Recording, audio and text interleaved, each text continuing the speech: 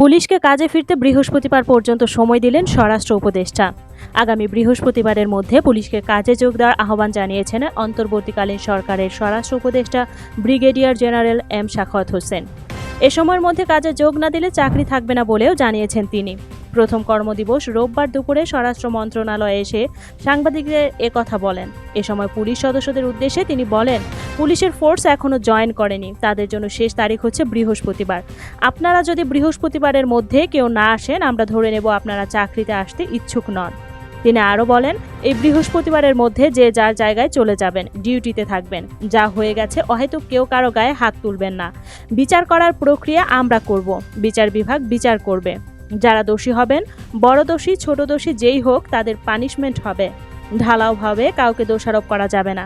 এর আগে সহিংসতায় আহত পুলিশ সদস্যদের দেখতে পুলিশ হাসপাতালে যান স্বরাষ্ট্র উপদেষ্টা। এ ব্যাপারে তিনি বলেন, পুলিশের মোরাল অনেক ডাউন। চেষ্টা করছি যাতে পুলিশ ফিরে আসে। পুলিশ ফিরে না আসলে আপনারা দেখছেন যে কি হতে পারে। তিনি আরও বলেন, আপনারা এখন দেখছেন পুলিশ ছাড়া আপনারা নিজেরাই সাফার করছেন। রাতে আমার কাছে টেলিফোন আসে, অমুক জায়গায় ডাকাতি হয়েছে। আমি বলি যে আল্লাহ আল্লাহ করো, আর কিছু করার নেই। কি করার আছে সেখানে যদি পুলিশ না থাকে?